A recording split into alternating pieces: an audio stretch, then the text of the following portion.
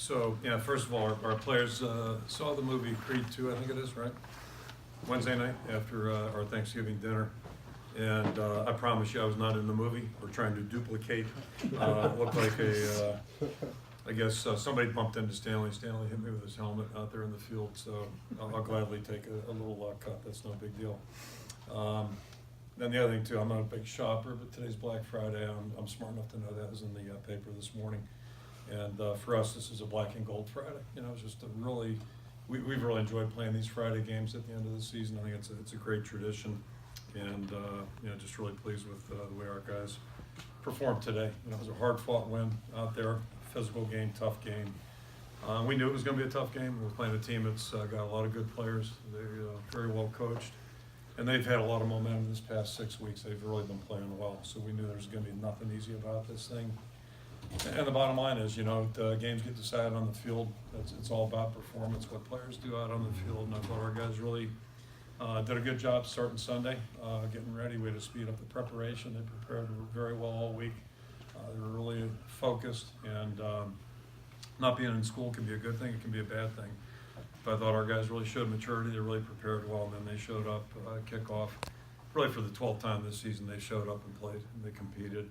And you know, today we had to compete right to the very end. It was a really tremendous outcome. So really happy for our seniors, and you know, can't say enough about them. I've been talking about them all season long. I feel even stronger now, and maybe as much as anything, you know, for a moment like you know, there with Miguel, to me it kind of represents what's great about sports, and it's fitting that he was a senior. You know, he just had one of his more disappointing moments of his career. Minutes before that, and then he came out and nailed that field goal at the end. So, just, you know, really pleased for him. But I think that's represented the whole senior class. I'll throw it out for questions. So you guys were trying to drum off sides. Nate said when he went to the sideline after you guys called timeout, he didn't know what was going to happen. When did you guys make the decision to try to go for it in fourth and eight? We had a play we felt good about, which is what we ran, and so we just decided we're going to do that.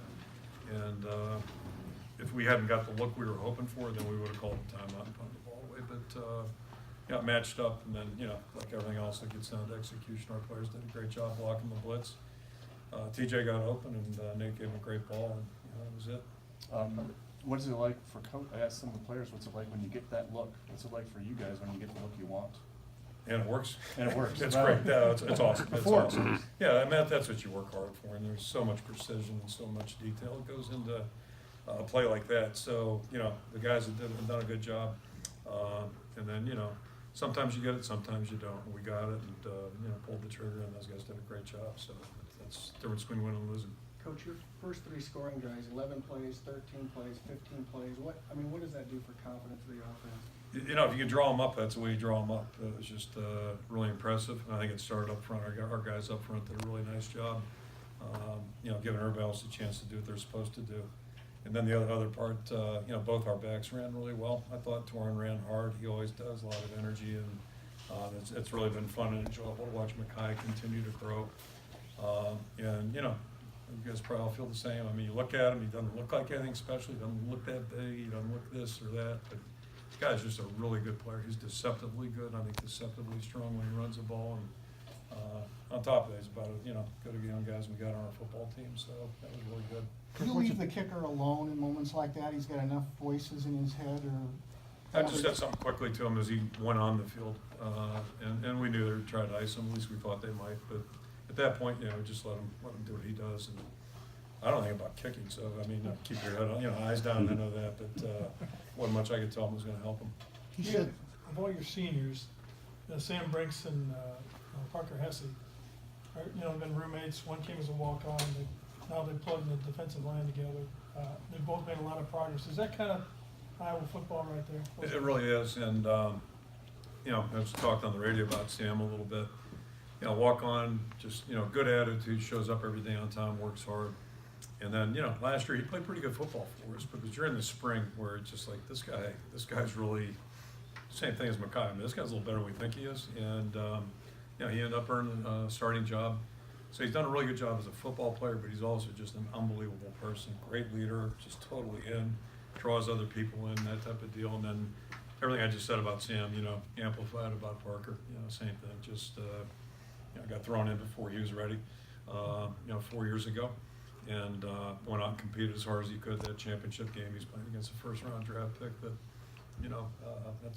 but he fought hard and gave us a chance to win. So, yeah, he's just a tremendous young guy, and what a leader he is too, just in his own quiet way.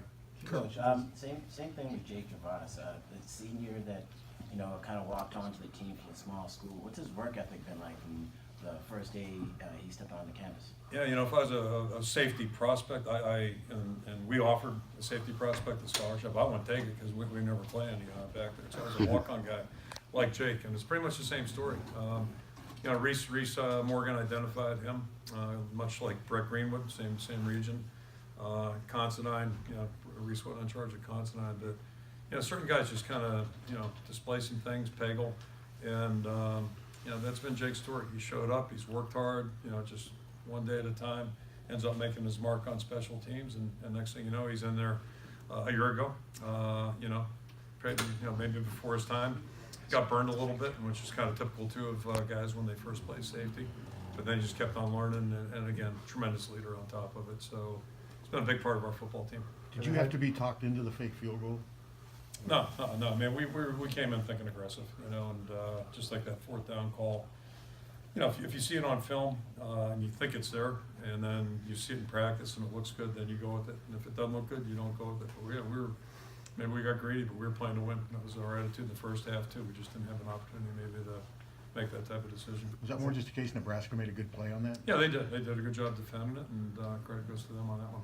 As a coach, you're clearly opening yourself up to some second guessing, or Yeah, it dawned on me in the fourth quarter, actually. I thought about that a little bit. if you miss that. Imagine getting second guess. That really happens? No, if you obviously, even if you get the look though. Yeah, I mean, we were going for back. it's as simple as that. Just as an opportunity right there where we felt like we might be able to, really push this thing through. We went, to their credit, they made the stop, and then they came right back. And, we got a 3-and-out, then they hit their, it was a gutsier call than any of them today. And it paid off for them. Then they drove the ball, and that's really when the momentum swung. How about the last time you got a cut in your face? I think it was the 14 season. It's a lot better, yeah. First of all, there won't be any stitches on this one, and then secondly, I'm happy as hell today. So Did you have any? it'd be really hard to screw my day up at this point, as long as I get home safely. Any Nebraska 2014 flashbacks though? I mean, 'cause this No. game, No, not even remotely close. No, I mean that one's like in there permanently. That one's in there. That was a bad game on our part. We just really played bad. And those stick with you.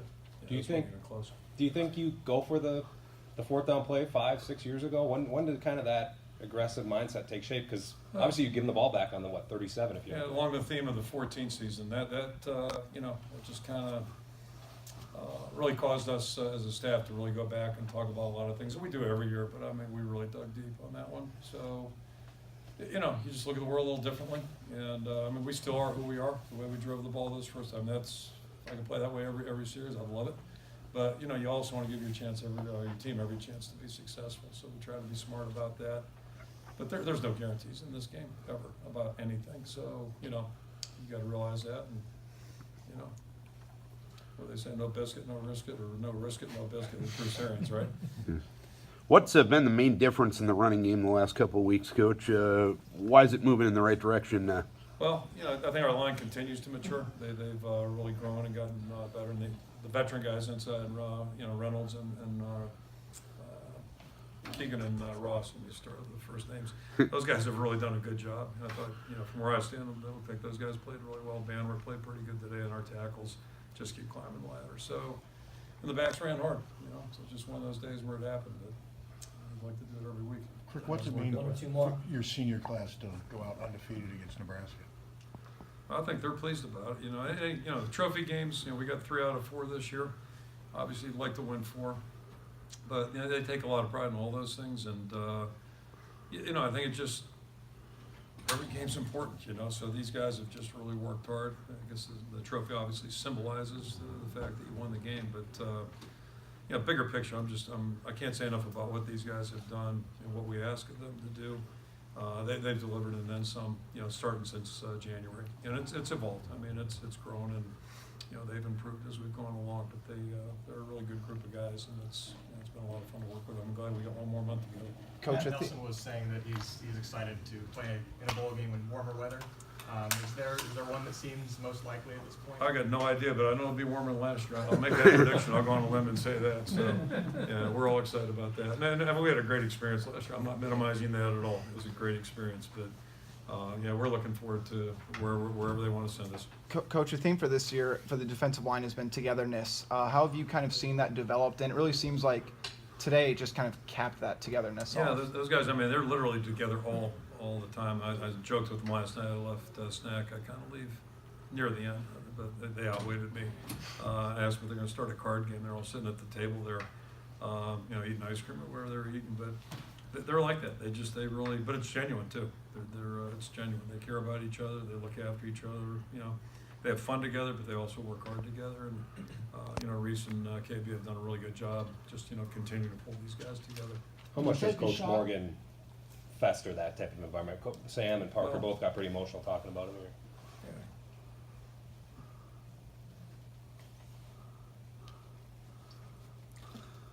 So, in my mind, like Reese he's a master coach. Everything he's done has been good. Probably one of my biggest mistakes in 20 years, not hiring him on the first staff. And I don't know who you would have hired him over, but, he did a tremendous job at West, he did a tremendous job at Benton, and it's just been consistent. Everything we've asked him to do, whether it was the tight ends, offensive line, taking Joe Philbin's job, which was no easy task. Joe was an excellent coach, and then I went to him about going to the defensive line a couple years back. I felt like we needed some work there, and everywhere he goes, it's top quality. And if he was here, he'd deflect it to KB as well right away. But both those guys have worked really well with the players, and Reese to me is, I've always felt like the essence of coaching starts in high school. Like the best coaches I've ever been around, or either continue to be high school coaches, or at least they had roots there, because that is education, and that's what coaching's all about. So to me, Reese embodies all those things. He's been great. Does a lot of things well too, but he's an excellent coach. When you take a shot like that, do you buy some credibility with your players? Well, you hope so. I mean, that's what you're trying to tell them. Is that, we think you're going to do it.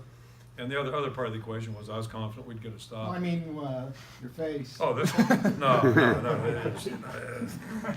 I'm not one of them. Believe me. I'm not a pretender. I don't run with our players. I don't do any of that stuff. The question you thought you heard was better than the one I asked. Okay.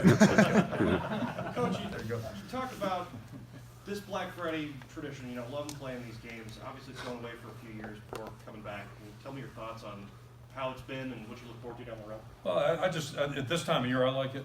If it was our opening game, I'd be fine with it too, because then you'd have a chance to have an extra day for the next one. But it just, to me, it's something. I guess when I was in the NFL, it's kind of funny. I heard Brett Favre talking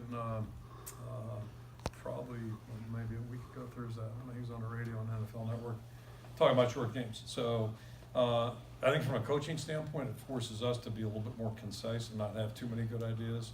And then the players really have to wire in on it. And if you've got a mature team, you got a chance. If your team's not so mature, then it maybe isn't a great deal. But we've kind of learned to enjoy it. It was new to us in 11, I guess, when we started this. But it's like anything else. It all gets down to the players. They got to take it in, then they got to go out and play. And just happy with our guys doing that. Thanks, Hopefully, everyone. you guys have already had Thanksgiving, but enjoy the weekend. Okay, thank you. Thanks, Coach.